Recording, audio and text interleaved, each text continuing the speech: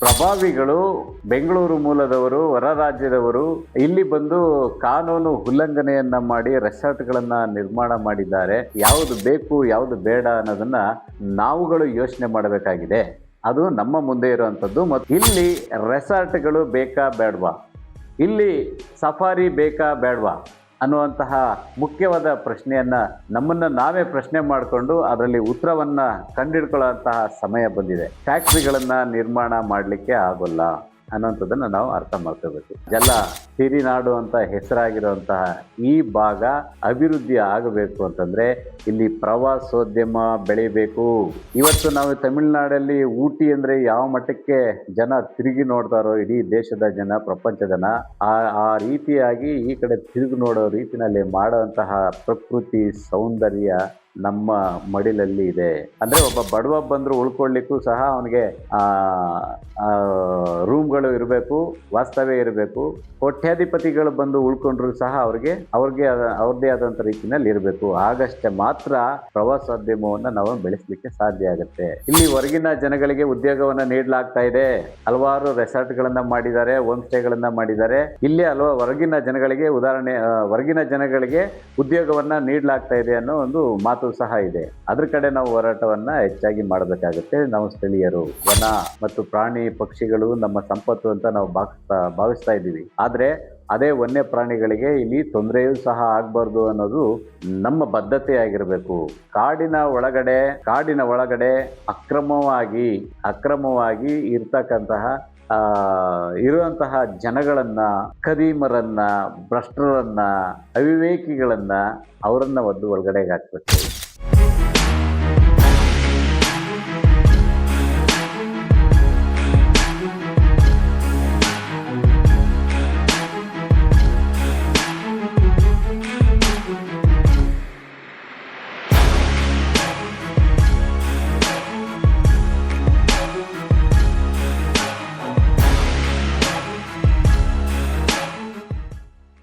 ಬಂಧುಗಳೇ ನಮಸ್ಕಾರ, ನಾನು ನಿಮ್ಮ ಗ್ರಾಮೀಣ ಮಹೇಶ್ ಮಾತನಾಡ್ತೀನಿ. ಎಲ್ಲರಿಗೂ ಗ್ರಾಮೀಣ ಪಯಣ ಯೂಟ್ಯೂಬ್ ಚಾನಲ್ಗೆ ಆತ್ಮೀಯವಾದಂತಹ ಸ್ವಾಗತ.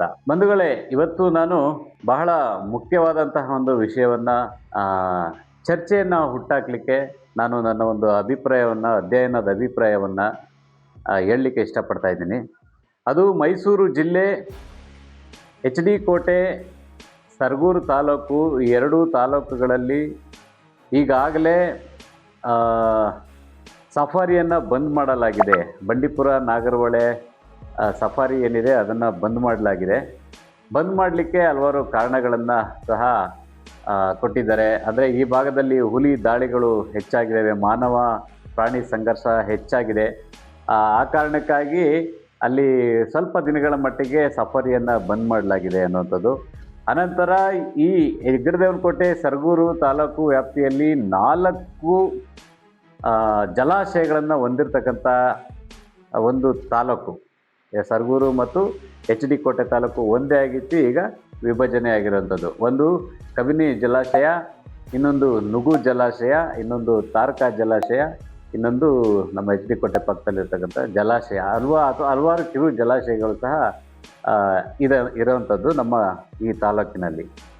ಇಲ್ಲಿ ಮತ್ತು ಈ ಭಾಗಕ್ಕೆ ಇಲ್ಲಿ ಅತಿ ದೊಡ್ಡ ಅರಣ್ಯ ಸಂಪತ್ತು ಇರೋದ್ರಿಂದ, ಅಂದರೆ ಪಶ್ಚಿಮ ಘಟ್ಟ, ವೆಸ್ಟರ್ನ್ ಘಾಟ್, ನಮ್ಮ ಕೇರಳ ಭಾಗದ ಗಡಿಹಂಚು ಪ್ರದೇಶ. ಈ ಪ್ರದೇಶದಲ್ಲಿ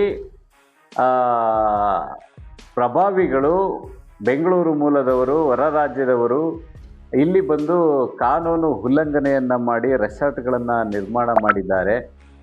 ಈ ರೆಸಾರ್ಟ್ಗಳು ಒಂದೂ ಸಹ ಕಾನೂನು ಪ್ರಕಾರ ಇಲ್ಲ, ಎಲ್ಲ ಕಾನೂನು ಬಾಹಿರವಾಗಿ ಇದ್ದಾವೆ ಅನ್ನೋಂಥದ್ದನ್ನು ಹಲವಾರು ಜನ ಹೇಳೋದನ್ನ ನಾವು ಕೇಳಿದ್ದೇವೆ ಮತ್ತು ಅದು ಚರ್ಚೆಯಲ್ಲಿದೆ. ಹಾಗೂ ಶ್ರೀಸಾಮಾನ್ಯರು ಸಹ ಇದಕ್ಕೆ ಹಲವಾರು ರೀತಿಯಲ್ಲಿ ವ್ಯಾಖ್ಯಾನವನ್ನು ಮಾಡಿದ್ದಾರೆ. ಬೇಕೋ ಬೇಡವೋ, ಸರಿನೋ ತಪ್ಪೋ ಅನ್ನೋ ಒಂದು ರೀತಿಯಲ್ಲಿ ವ್ಯಾಖ್ಯಾನವನ್ನು ಮಾಡ್ತಾ ಇದ್ದಾರೆ. ಬಂಧುಗಳೇ, ನಾನು HD ಕೋಟೆ ವಿಧಾನಸಭಾ ಕ್ಷೇತ್ರದ ಮತದಾರನಾಗಿ ಮತ್ತು ಈ ಭಾಗದಲ್ಲೇ ಹುಟ್ಟಿ ಬೆಳೆದಂತಹ ವ್ಯಕ್ತಿಯಾಗಿ ನಾನು ನನ್ನ ತಾಲೂಕಿನ ಬಗ್ಗೆ ಯಾವುದು ಬೇಕು ಯಾವುದು ಬೇಡ ಅನ್ನೋದನ್ನು ನಾವುಗಳು ಯೋಚನೆ ಮಾಡಬೇಕಾಗಿದೆ.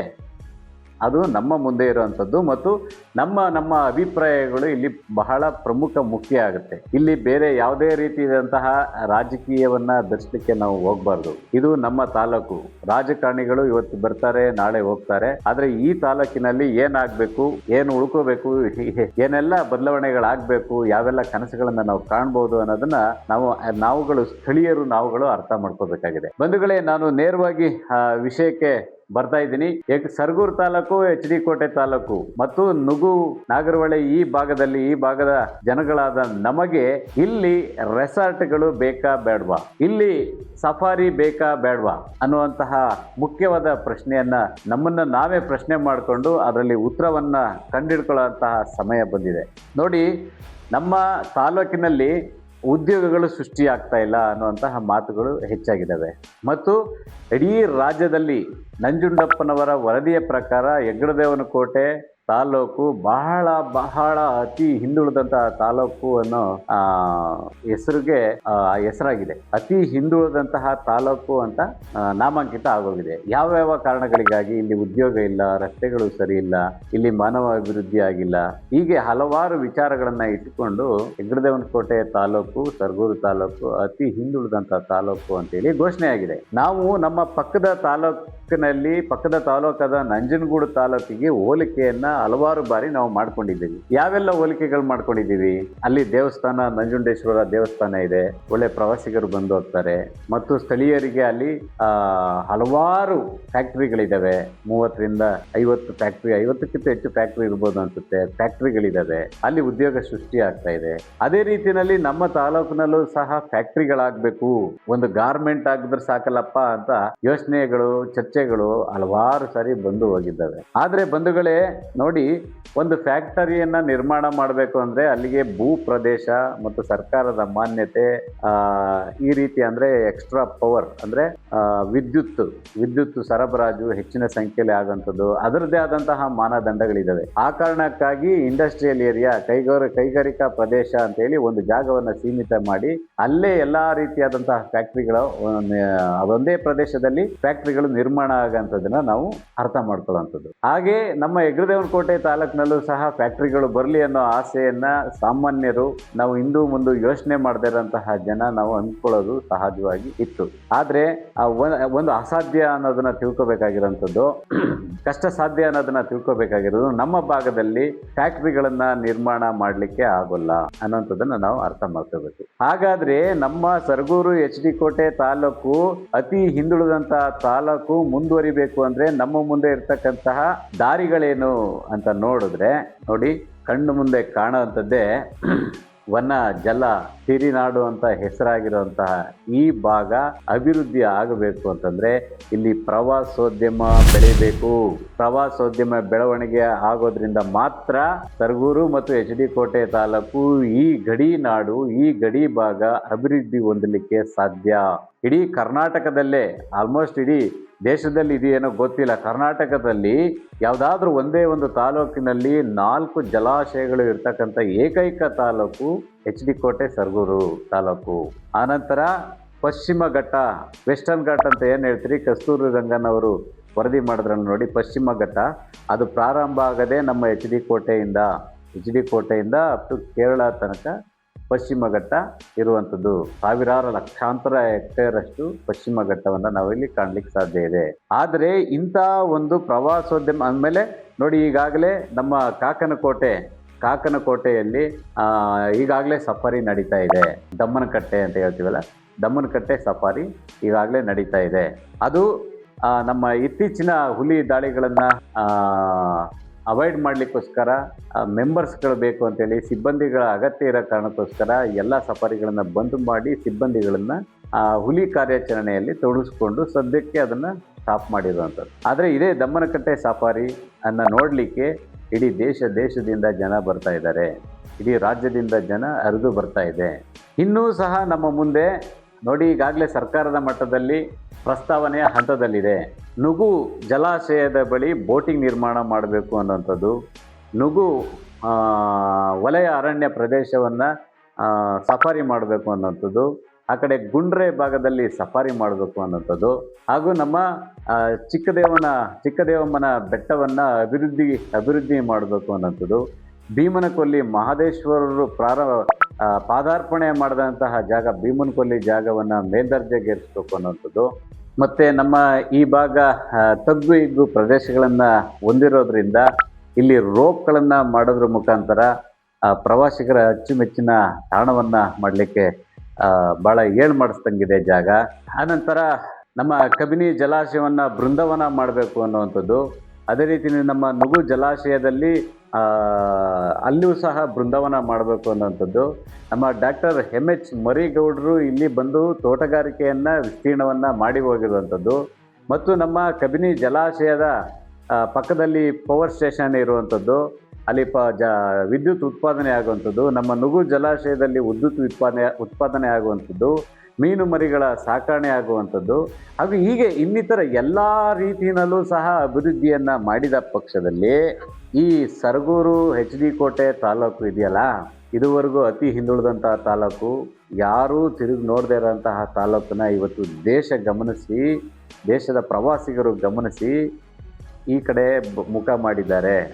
ಇದನ್ನು ನಾವು ಸಕಾರಾತ್ಮಕವಾಗಿ ನಾವು ಯೋಚನೆ ಮಾಡಿದ್ದೇ ಆದರೆ ಈ ಒಂದು ತಾಲೂಕು ಅತಿ ಮುಂದುವರೆದಂತಹ ತಾಲೂಕು ಆಗೋದ್ರಲ್ಲಿ ಯಾವುದೇ ರೀತಿಯಾದಂತಹ ಸಂಶಯ ಇಲ್ಲ.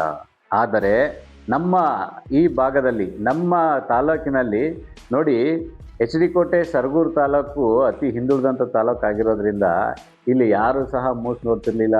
ಈ ಭಾಗಕ್ಕೆ ಈ ಹೆಸರೇ ಎಲ್ಲಿದೆ ಅನ್ನೋದೇ ಗೊತ್ತಿರಲಿಲ್ಲ ಯಾರಿಗೂ ಸಹ.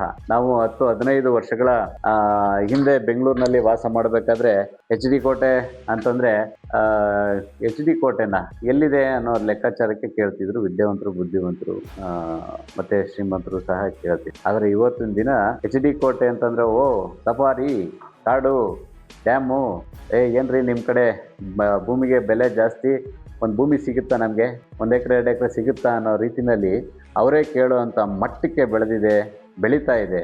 ಆದರೆ ಇಂತಹ ಸಂದರ್ಭದಲ್ಲಿ ಇಲ್ಲಿರ್ತಕ್ಕಂಥ ನೋಡಿ ಯಾರೋ ಗೊತ್ತಿಲ್ಲ, ಹೊರಗಿನ ಜನ ಇವತ್ತಿಗೆ ಇಲ್ಲಿ ಸಫಾರಿ ಬೇಕಾ ಬೇಡವೋ, ಮತ್ತು ಆ ರೆಸಾರ್ಟ್ಗಳು, ಐಷಾರಾಮಿ ರೆಸಾರ್ಟ್ಗಳು ಬೇಕಾ ಬೇಡ, ಇವೆಲ್ಲ ಕಾನೂನು ಬಾಹಿರ ಹೀಗೆ ಅಂತ ಹೇಳುವಂಥದ್ದು.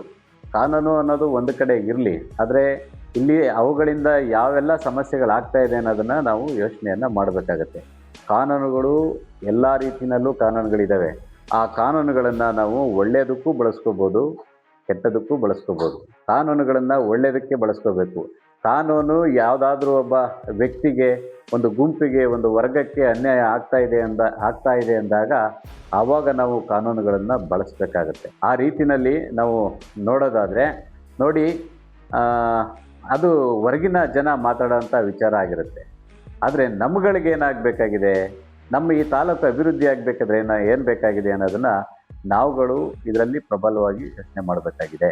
ಹಾಗಾಗಿ ನೋಡಿ, ಇಷ್ಟೊಂದು ಪ್ರವಾಸೋದ್ಯಮಕ್ಕೆ ಹೇಳಿ ಮಾಡಿಸಿದಂಥ ಜಾಗ ಈ ಭಾಗ ಆಗಿರೋದ್ರಿಂದ ಇದನ್ನು ಅಭಿವೃದ್ಧಿ ಮಾಡಿದ್ರೆ ಇವತ್ತು ನಾವು ತಮಿಳುನಾಡಲ್ಲಿ ಊಟಿ ಅಂದರೆ ಯಾವ ಮಟ್ಟಕ್ಕೆ ಜನ ತಿರುಗಿ ನೋಡ್ತಾರೋ, ಇಡೀ ದೇಶದ ಜನ, ಪ್ರಪಂಚದ ಜನ, ಆ ರೀತಿಯಾಗಿ ಈ ಕಡೆ ತಿರುಗಿ ನೋಡೋ ರೀತಿಯಲ್ಲಿ ಮಾಡೋಂತಹ ಪ್ರಕೃತಿ ಸೌಂದರ್ಯ ನಮ್ಮ ಮಡಿಲಲ್ಲಿ ಇದೆ.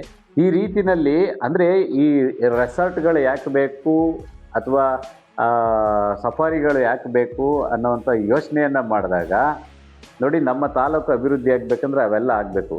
ಅವೆಲ್ಲ ಆದ ನಂತರ ನೋಡಿ, ಒಬ್ಬ ಪ್ರವಾಸಿಗ ಯಾವೆಲ್ಲ ಸ್ಥಳಕ್ಕೆ ಹೋಗಬೇಕು ಅಂತ ಮೊದಲು ನೋಟ್ ಮಾಡ್ತಾರೆ. ಮನೆಯಲ್ಲಿ ಕೂತ್ಕೊಂಡು ಫ್ಯಾಮಿಲಿ, ಫ್ರೆಂಡ್ಸ್ ಎಲ್ಲರೂ ಕೂತ್ಕೊಂಡು ಒಂದು ಪಟ್ಟಿಯನ್ನು ಮಾಡ್ತಾರೆ, ಯಾವ್ಯಾವ ಜಾಗಕ್ಕೆ ಹೋಗಬೇಕು ಅಂತ ಪಟ್ಟಿಯನ್ನು ಮಾಡ್ತಾರೆ. ನೀವು ಯಾವುದಾದ್ರು ಒಂದು ಪಟ್ಟಿಯನ್ನು, ಯಾವುದೋ ಒಂದು ಜಾಗಕ್ಕೆ ಹೋಗಿದ್ರೆ ಪಟ್ಟಿಯನ್ನು ಮಾಡ್ತೀರಿ, 1 ದಿನ 2 ದಿನ ಆಲ್ಟ್ ಆಗೋಂಥ ಸಂದರ್ಭಗಳಲ್ಲಿ. ಪ್ಲೇಸನ್ನು ಮೊದಲು ನಿಗದಿ ಮಾಡ್ತೀರಿ. ಪ್ಲೇಸನ್ನು ನಿಗದಿ ಮಾಡಿದ್ಮೇಲೆ ಎರಡನೇದು ಏನು ನಿಗದಿ ಮಾಡ್ತೀವಿ ಗೊತ್ತಾ? ಜಾಗ. ನಾವು ಎಲ್ಲಿ ಉಳ್ಕೋಬೇಕು, ರಾತ್ರಿ ಎಲ್ಲಿ ಸ್ಟೇ ಮಾಡಬೇಕು, ಎಲ್ಲಿ ಯೋಗ್ಯವಾಗಿದೆ ಜಾಗ, ಊಟ ತಿಂಡಿಗೆ ಎಲ್ಲ ಚೆನ್ನಾಗಿದೆಯಾ ಅಲ್ಲಿ ಅನ್ನೋ ರೀತಿಯಲ್ಲಿ ನಾವು ಯೋಚನೆಯನ್ನು ಮಾಡ್ತೀವಿ. ನೋಡಿ, ಅಂದರೆ ಇಲ್ಲಿ ಪ್ರವಾಸೋದ್ಯಮ ಬೆಳಿಬೇಕಂದ್ರೆ ಕೇವಲ ಬರೀ ಪ್ರವಾಸಿ ತಾಣಗಳಷ್ಟೇ ಅಲ್ಲ, ಅಲ್ಲಿಗೆ ಬರುವಂತಹ ನೋಡಿ, ಬಡವರಿಂದ ಹಿಡಿದು ಈ ಪ್ರವಾಸಿ ತಾಣಕ್ಕೆ ನಾವು ಊಹೆ ಮಾಡಿದಂಥ ಪ್ರವಾಸಿ ತಾಣ ಆದ ನಂತರ ದಿನಗಳಲ್ಲಿ ಈಗಲೂ ಸಹ ಒಬ್ಬ ಶ್ರೀ ಸಾಮಾನ್ಯನಿಂದ ಹಿಡಿದು ಇಲ್ಲಿ ಕೋಟ್ಯಾಧಿಪತಿಗಳ ತನಕನೂ ಬಂದು ಹೋಗ್ತಾ ಇದ್ದಾರೆ. ಇಲ್ಲಿ ಎಲ್ಲ ವರ್ಗದ ಜನರಿಗೆ ನಾವು ಉಳ್ಕೊಳ್ಳಿಕ್ಕೆ ಯೋಗ್ಯವಾದಂಥ ಸ್ಥಳಗಳು ಅವರವರ ಹಂತಕ್ಕೆ ಅವರವರ ಎಬಿಲಿಟಿಗೆ ತಕ್ಕಂತೆ ಉಳ್ಕೊಳ್ಳಿಕ್ಕೆ ಅವರು ಮನಸ್ಸನ್ನು ಮಾಡ್ತಾರೆ. ಅಂದರೆ ಒಬ್ಬ ಬಡವ ಬಂದರೂ ಉಳ್ಕೊಳ್ಳಿಕ್ಕೂ ಸಹ ಅವನಿಗೆ ರೂಮ್ಗಳು ಇರಬೇಕು, ವಾಸ್ತವ್ಯ ಇರಬೇಕು. ಕೋಟ್ಯಾಧಿಪತಿಗಳು ಬಂದು ಉಳ್ಕೊಂಡ್ರೂ ಸಹ ಅವ್ರಿಗೆ ಅವ್ರದ್ದೇ ಆದಂಥ ರೀತಿಯಲ್ಲಿ ಇರಬೇಕು. ಆಗಷ್ಟೇ ಮಾತ್ರ ಪ್ರವಾಸೋದ್ಯಮವನ್ನು ನಾವು ಬೆಳೆಸಲಿಕ್ಕೆ ಸಾಧ್ಯ ಆಗುತ್ತೆ. ಈ ರೀತಿ ಪ್ರವಾಸೋದ್ಯಮವನ್ನು ನಾವು ಬೆಳೆಸ್ತು ಅಂತಂದರೆ ಇದು ಹೆಚ್ಚಿನ ಲಾಭ ಆಗೋಂಥದ್ದು ಯಾರಿಗೆ? ನಮ್ಮ ತಾಲೂಕಿಗೆ, ನಮ್ಮ ಜನರಿಗೆ. ಆದರೆ ಇಲ್ಲಿ ಮತ್ತೊಂದು ಆರೋಪವನ್ನು ನಾವು ಕೇಳಿದ್ದೀವಿ. ಏನು? ಇಲ್ಲಿ ಹೊರಗಿನ ಜನಗಳಿಗೆ ಉದ್ಯೋಗವನ್ನು ನೀಡಲಾಗ್ತಾ ಇದೆ. ಹಲವಾರು ರೆಸಾರ್ಟ್ಗಳನ್ನು ಮಾಡಿದ್ದಾರೆ, ಹೋಮ್ ಸ್ಟೇಗಳನ್ನು ಮಾಡಿದ್ದಾರೆ. ಇಲ್ಲಿ ಹೊರಗಿನ ಜನಗಳಿಗೆ ಉದ್ಯೋಗವನ್ನು ನೀಡಲಾಗ್ತಾ ಇದೆ ಅನ್ನೋ ಒಂದು ಮಾತು ಸಹ ಇದೆ. ಅದ್ರ ಕಡೆ ನಾವು ಹೋರಾಟವನ್ನು ಹೆಚ್ಚಾಗಿ ಮಾಡಬೇಕಾಗುತ್ತೆ ನಾವು ಸ್ಥಳೀಯರು. ಇಲ್ಲಿ ನಿರ್ಮಾಣ ಮಾಡೋಂಥ ಅಂದರೆ ತಹಸೀಲ್ದಾರ್ ಇದ್ದಾರೆ, ಶಾಸಕರಿದ್ದಾರೆ, ಮತ್ತು ಇಲ್ಲಿನ ಆಡಳಿತ ಪಕ್ಷಗಳಿದ್ದಾವೆ, ಸ್ಥಳೀಯ ಗ್ರಾಮ ಪಂಚಾಯಿತಿ ಆಡಳಿತ ಇರುತ್ತೆ. ಇವುಗಳೆಲ್ಲವನ್ನು ನಾವು ಅವುಗಳನ್ನು ಬಳಸಿಕೊಂಡು ಇಲ್ಲಿ ಸ್ಥಳೀಯರಿಗೆ ಉದ್ಯೋಗಗಳನ್ನು ಸಿಗಬೇಕು ಅನ್ನೋ ರೀತಿಯಲ್ಲಿ ನಾವು ತಾಕೀತು ಮಾಡ್ತು ಅಂತಂದರೆ ಅದನ್ನು ಯಾರಿಂದಲೂ ತಪ್ಪಿಸ್ಲಿಕ್ಕಾಗಲ್ಲ. ಈ ರೀತಿಯಾಗಿ ನಾವು ವೈಯಕ್ತಿಕ ಅಭಿವೃದ್ಧಿಯನ್ನು ಹೊಂದಲಿಕ್ಕೆ, ಉದ್ಯೋಗಗಳನ್ನು ಸೃಷ್ಟಿ ಮಾಡಲಿಕ್ಕೆ, ಈ ಭಾಗವನ್ನು ಬೆಳೆಸಲಿಕ್ಕೆ ನಮ್ಮ ಮುಂದೆ ಇವತ್ತು ಸುವರ್ಣ ಅವಕಾಶ ನಮ್ಮ ಮುಂದೆ ಇದೆ. ಹಾಗಾಗಿ ಇದೆ ಖಂಡಿತವಾಗಲೂ.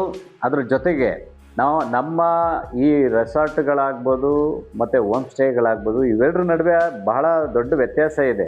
ಹೋಮ್ ಸ್ಟೇ ಅಂತಂದರೆ ಒಂದು ಜಮೀನಿನಲ್ಲಿ ಒಂದು ಮನೆಯನ್ನು ನಿರ್ಮಾಣ ಮಾಡಿಕೊಂಡು ಅಲ್ಲಿ ಬರುವಂತಹ ಪ್ರವಾಸಿಗರಿಗೆ ಬೆಳಿಗ್ಗೆ ತಿಂಡಿ, ಊಟ ಮತ್ತು ಮಲ್ಕೊಳ್ಳಿಕ್ಕೆ ಜಾಗವನ್ನು ಕೊಡುವಂಥದ್ದೇನಿದೆ ಅದನ್ನು ಹೋಮ್ ಸ್ಟೇ ಅಂತ ಹೇಳ್ತಾರೆ. ಅದಕ್ಕೆ ಹೋಮ್ ಸ್ಟೇಗಷ್ಟೇ ಅದು ಸೀಮಿತ ಆಗಿರೋವಂಥದ್ದು. ಆದರೆ ರೆಸಾರ್ಟ್ ಅಂದರೆ ಅದು ಸ್ವಲ್ಪ ಶ್ರೀಮಂತಿಕೆಯನ್ನು ಕಾಣುವಂಥದ್ದು ಇರುತ್ತೆ. ಅಲ್ಲಿ ಸ್ವಿಮ್ಮಿಂಗ್ ಪೂಲ್ ಇರುತ್ತೆ, ಒಳ್ಳೆ ಗಾರ್ಡನ್ ಮಾಡಿರ್ತಾರೆ, ಕಟ್ಟಡ ಇರುತ್ತೆ, ಸಾಕಷ್ಟು ರೀತಿಯಲ್ಲಿ ಇರುತ್ತೆ. ಆ ರೆಸಾರ್ಟ್ ಅನುಮತಿ ತಗೊಳ್ಳೋವಂಥ ಪ್ರಕ್ರಿಯೆನೇ ಬೇರೆ, ಹೋಮ್ ಸ್ಟೇಗೆ ಅನುಮತಿ ತಗೊಳ್ಳೋಂತಹ ಪ್ರಕ್ರಿಯೆನೇ ಬೇರೆ. ಈ ರೀತಿಯಾದಂಥ ಪ್ರಕ್ರಿಯೆಗಳಿರುತ್ತೆ. ಆದರೆ ಈ ಸಂದರ್ಭದಲ್ಲಿ ನಾವು ನಮ್ಮ ಸಂಪತ್ತು ಅಂತ ನಾವು ಯಾವುದನ್ನು ಭಾವಿಸ್ತಾ ಇದ್ದೀವಿ, ಇಲ್ಲಿ ಜಲ, ವನ ಮತ್ತು ಪ್ರಾಣಿ ಪಕ್ಷಿಗಳು ನಮ್ಮ ಸಂಪತ್ತು ಅಂತ ನಾವು ಭಾವಿಸ್ತಾ ಇದ್ದೀವಿ. ಆದರೆ ಅದೇ ವನ್ಯ ಪ್ರಾಣಿಗಳಿಗೆ ಇಲ್ಲಿ ತೊಂದರೆಯೂ ಸಹ ಆಗಬಾರ್ದು ಅನ್ನೋದು ನಮ್ಮ ಬದ್ಧತೆ ಆಗಿರಬೇಕು.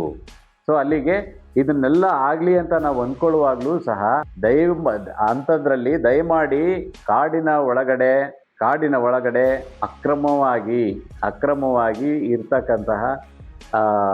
ಇರುವಂತಹ ಜನಗಳನ್ನು, ಖದೀಮರನ್ನು, ಭ್ರಷ್ಟರನ್ನು, ಅವಿವೇಕಿಗಳನ್ನು ಅವರನ್ನು ಒಳಗಡೆಗೆ ಹಾಕಬೇಕು.